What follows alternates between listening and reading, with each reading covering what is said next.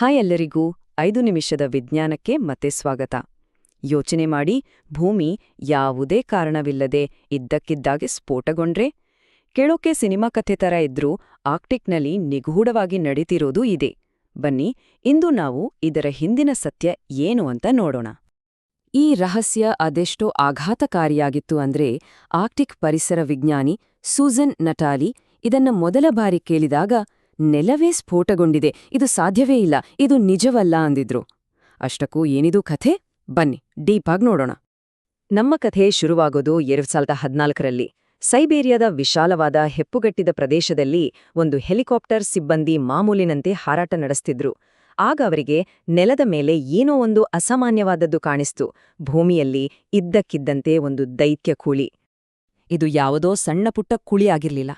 ಇದು 150 ಅಡಿಗಳಿಗಿಂತ ಹೆಚ್ಚು ಆಳ ಇಟ್ಟು, ಅಂದ್ರೆ ಒಂದು 15 ಅಂತಸ್ತಿನ ಕಟ್ಟಡವನ್ನೇ ಒಳಗೆ ಹಾಕುವಷ್ಟು ಆಳ. ಜಸ್ಟ್ ಇಮ್ಯಾಜಿನ್ ಮಾಡಿ, ಅದು ಎಷ್ಟು ದೊಡ್ಡದಾಗಿರ್ಬೋದು ಅಂತ. ವಿಜ್ಞಾನಿಗಳು ಸ್ಥಳಕ್ಕೆ ಬಂದಾಗ ಅವರಿಗೆ ತಕ್ಷಣ ಗೊತ್ತಾಯಿತು, ಇದು ಮಾಮೂಲಿ ಸಿಂಕ್ ಹೋಲ್ ಅಲ್ಲ ಅಂತ. ಇಲ್ನೋಡಿ, ಸಿಂಕ್ ಹೋಲ್ಗಳು ಒಳಮುಖವಾಗಿ ಕುಸಿತವೆ, ಆದ್ರೆ ಇದು ಹೊರಮುಖವಾಗಿ ಸ್ಫೋಟಗೊಂಡಿತ್ತು. ಅದರ ಅಂಚುಗಳು ಮೇಲಕ್ಕೆ ಇದ್ದಿದ್ವು ಮತ್ತು ಸ್ಫೋಟದ ರಭಸಕ್ಕೆ ಮಣ್ಣು ಮತ್ತು ಕಲ್ಲುಗಳು ಸುಮಾರು 900 ಮೀಟರ್ ದೂರಕ್ಕೆ ಚಿಮ್ಮಿದ್ವು. ಭೂಮಿಯ ಒಳಗಿನಿಂದ ಏನೋ ಒಂದು ಪ್ರಚಂಡ ಶಕ್ತಿ ಹೊರಬಂದಿದೆ ಅನ್ನೋದಕ್ಕೆ ಇದು ಸ್ಪಷ್ಟ ಸಾಕ್ಷಿಯಾಗಿತ್ತು. ಹಾಗಾದ್ರೆ ಈ ಭಯಂಕರ ಸ್ಫೋಟಕ್ಕೆ ಕಾರಣವಾದ್ರೂ ಏನು? ಸೈಂಟಿಸ್ಟ್ಸ್ ಕುಳಿಯನ್ನ ತನಿಖೆ ಮಾಡಿದಾಗ ಅವ್ರಿಗೆ ಒಂದೇ ಒಂದು ಮುಖ್ಯವಾದ ಸುಳಿವು ಸಿಕ್ತು. ಅದೊಂದು ಮೀಥೇನ್ ಬಾಂಬ್ ಆಗಿರಬಹುದು ಅನ್ನೋದು. ಆ ಕುಳಿಯೊಳಗಿನ ಗಾಳಿಯನ್ನು ವಿಶ್ಲೇಷಣೆ ಮಾಡಿದಾಗ ಅಸಲಿ ಅಪರಾಧಿ ಪತ್ತೆಯಾಯಿತು. ಅದು ಅಸಹಜವಾಗಿ ಹೆಚ್ಚಿನ ಪ್ರಮಾಣದಲ್ಲಿದ್ದ ಮೀಥೇನ್. ಮೀಥೇನ್ ಅಂದ್ರೆ ಕಾರ್ಬನ್ ಮತ್ತು ಹೈಡ್ರೋಜನ್ನಿಂದ ಮಾಡಲ್ಪಟ್ಟ ಒಂದು ಗ್ಯಾಸ್. ಇದು ತುಂಬಾನೇ ಸುಲಭವಾಗಿ ಹೊತ್ಕೊಳ್ಳುತ್ತೆ. ಗಾಳಿಯೊಂದಿಗೆ ಸರಿಯಾದ ಪ್ರಮಾಣದಲ್ಲಿ ಸೇರಿದ್ರೆ ಅದು ಅಕ್ಷರಶಃ ಒಂದು ಟೈಮ್ ಬಾಂಬ್ ಇದ್ದ ಹಾಗೆ. ಅಷ್ಟೇ ಅಲ್ಲ, ಮೀಥೇನ್ ಒಂದು ಪವರ್ಫುಲ್ ಗ್ರೀನ್ ಹೌಸ್ ಗ್ಯಾಸ್ ಕೂಡ. ವಾತಾವರಣದಲ್ಲಿ ಶಾಖವನ್ನು ಹಿಡಿದಿಟ್ಟುಕೊಳ್ಳುವಲ್ಲಿ ಇದು ಕಾರ್ಬನ್ ಡೈಆಕ್ಸೈಡ್ಗಿಂತ ಬರೋಬ್ಬರಿ 30 ಪಟ್ಟು ಹೆಚ್ಚು ಶಕ್ತಿಶಾಲಿಯಾಗಿದೆ. ಇದು ನಿಜಕ್ಕೂ ತಲೆಬಿಸಿ ಮಾಡುವ ವಿಷಯ. ಮತ್ತು ಇದು ಕೇವಲ ಒಂದು ಬಾರಿಯ ಘಟನೆಯಾಗಿರಲಿಲ್ಲ. 2014ರಿಂದ ಕನಿಷ್ಠ 8 ದೃಢಪಡಿಸಿದ ಕುಳಿಗಳು ಕಾಣಿಸಿಕೊಂಡಿವೆ. ಇವೆಲ್ಲದಕ್ಕೂ ಒಂದು ಕಾಮನ್ ಫ್ಯಾಕ್ಟರ್ ಇದೆ. ಸೈಬೀರಿಯಾದಲ್ಲಿ ವಿಪರೀತ ಬಿಸಿಲಿದ್ದ ಸಮಯದಲ್ಲಿ, ಅಂದ್ರೆ ರೆಕಾರ್ಡ್ ಹೀಟ್ ವೇವ್ಸ್ ಇದ್ದಾಗ ಇವು ಕಾಣಿಸಿಕೊಂಡಿವೆ. ಇದರಲ್ಲಿ ಒಂದು ಪ್ಯಾಟರ್ನ್ ಕಾಣ್ತಿದೆ ಅಲ್ವಾ? ಮತ್ತು ಅದು ನಿಜಕ್ಕೂ ಆತಂಕಕಾರಿಯಾಗಿದೆ. ಈ ಎಲ್ಲಾ ನಿಗೂಢ ಕುಳಿಗಳು ಮತ್ತು ಮೀಥೇನ್ ಸೋರಿಕೆಯ ಹಿಂದೆ ಒಂದು ಸಾಮಾನ್ಯವಾದ ಅಂಶ ಇದೆ. ಅದೇ ಪರ್ಮಫ್ರಾಸ್ಟ್, ಅಂದ್ರೆ ಆರ್ಕ್ಟಿಕ್ನ ಹೆಪ್ಪುಗಟ್ಟಿದ ನೆಲ. ಹಾಗಾದ್ರೆ ಈ ಪರ್ಮಫ್ರಾಸ್ಟ್ ಅಂದ್ರೆ ಏನು? ಸಿಂಪಲ್ ಆಗಿ ಹೇಳೋದಾದ್ರೆ, ಸತತವಾಗಿ 2 ಅಥವಾ ಅದಕ್ಕಿಂತ ಹೆಚ್ಚು ವರ್ಷಗಳ ಕಾಲ 0 ಡಿಗ್ರಿ ಸೆಲ್ಸಿಯಸ್ ಅಥವಾ ಅದಕ್ಕಿಂತ ಕಡಿಮೆ ತಾಪಮಾನದಲ್ಲಿ ಹೆಪ್ಪುಗಟ್ಟಿರುವ ಯಾವುದೇ ನೆಲ. ಇದು ನಮ್ಮ ಉತ್ತರ ಗೋಳಾರ್ಧದ ಕಾಲು ಭಾಗದಷ್ಟು ಪ್ರದೇಶವನ್ನು ಆವರಿಸಿದೆ. ಈ ಪರ್ಮಾಫ್ರಾಸ್ಟ್ ಕರಗಲು ಶುರುವಾದಾಗ ಏನಾಗತ್ತೆ ಗೊತ್ತಾ? ಇಡೀ ಭೂದೃಶ್ಯವೇ ಬದಲಾಗುತ್ತೆ. ವಿಜ್ಞಾನಿ ಟಾಮ್ ಡಾಗ್ಲಸ್ ಹೇಳೋ ಹಾಗೆ, ಮರಗಳು ನೇರವಾಗಿ ನಿಲ್ಲಲು ಆಗದೆ ಅತ್ತಿತ್ತ ವಾಲ್ತವೆ. ಇದನ್ನ ಕುಡಿದ ಕಾಡು ಅಥವಾ ಡ್ರಂಕೆನ್ ಫಾರೆಸ್ಟ್ ಅಂತ ಕರೀತಾರೆ. ಆದ್ರೆ ನಿಜವಾದ ಅಪಾಯ ಇರೋದು ಪರ್ಮಫ್ರಾಸ್ಟ್ನಲ್ಲಿ ಲಾಕ್ ಆಗಿರೋ ಇಂಗಾಲದಲ್ಲಿ. ಇಲ್ಲಿ ಸುಮಾರು 1400 ಬಿಲಿಯನ್ ಮೆಟ್ರಿಕ್ ಟನ್ ಇಂಗಾಲ ಸಂಗ್ರಹವಾಗಿದೆ.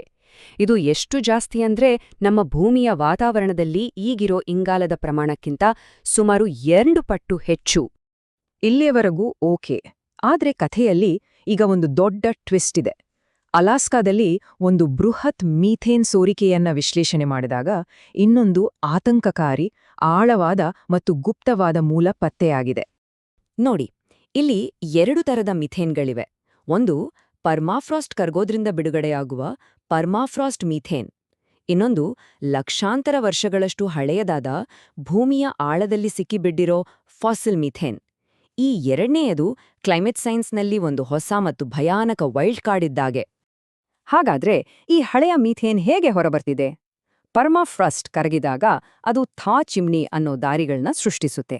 ಲಕ್ಷಾಂತರ ವರ್ಷಗಳಿಂದ ಭೂಮಿಯ ಆಳದಲ್ಲಿ ಲಾಕ್ ಆಗಿದ್ದ ಈ ಫಾಸಿಲ್ ಮೀಥೇನ್ ತಪ್ಪಿಸ್ಕೊಳ್ಳೋಕೆ ಇವು ಒಂದು ಎಸ್ಕೇಪ್ ರೂಟ್ ತರ ಕೆಲಸ ಮಾಡ್ತವೆ.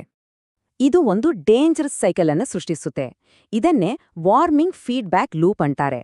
ಅಂದ್ರೆ ತಾಪಮಾನ ಏರಿಕೆಯೋ ಮತ್ತಷ್ಟು ತಾಪಮಾನ ಏರಿಕೆಗೆ ಕಾರಣವಾಗೋದು.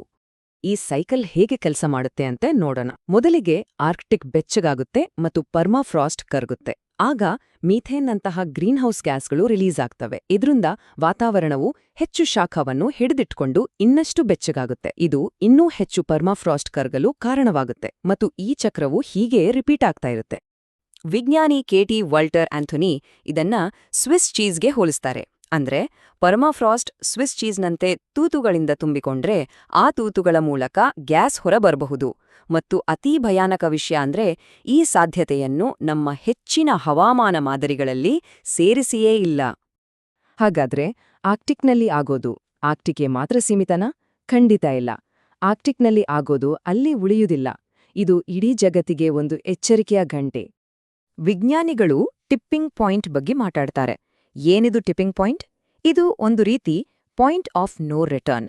ಒಮ್ಮೆ ಈ ಹಂತ ತಲುಪಿದ ಮೇಲೆ ನಾವು ಮತ್ತೆ ಹಿಂದಿನ ಸ್ಥಿತಿಗೆ ಮರಳಲು ಸಾಧ್ಯವಿಲ್ಲ.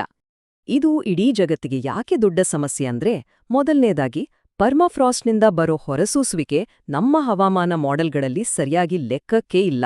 ಎರಡನೇದಾಗಿ ಕ್ಲೈಮೇಟ್ ಚೇಂಜ್ನ ಕೆಟ್ಟ ಪರಿಣಾಮಗಳನ್ನ ತಪ್ಪಿಸಲು ನಮ್ಗಿರೋ ಕಾರ್ಬನ್ ಬಜೆಟ್ ನಾವು ಅನ್ಕೊಂಡಿದ್ದಕ್ಕಿಂತ ತುಂಬಾ ಕಡಿಮೆ ಇರ್ಬೋದು. ಮತ್ತು ಮೂರನೇದಾಗಿ ಇದನ್ನ ಸರಿಪಡಿಸಲು ನಾವು ಅಂದ್ರೆ ಮನುಷ್ಯರು ನಮ್ಮ ಹೊರಸೂಸುವಿಕೆಯನ್ನು ದೊಡ್ಡ ಪ್ರಮಾಣದಲ್ಲಿ ಕಡಿತಗೊಳಿಸಲೇಬೇಕಾದ ಒತ್ತಡ ಹೆಚ್ಚಾಗುತ್ತೆ.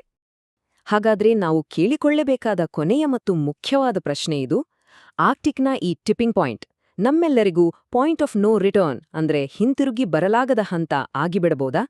ಇದರ ಬಗ್ಗೆ ನಿಮ್ಮ ಅನಿಸಿಕೆ ಏನು ಅಂತ ಕೆಳಗೆ ಕಾಮೆಂಟ್ಗಳಲ್ಲಿ ತಿಳಿಸಿ.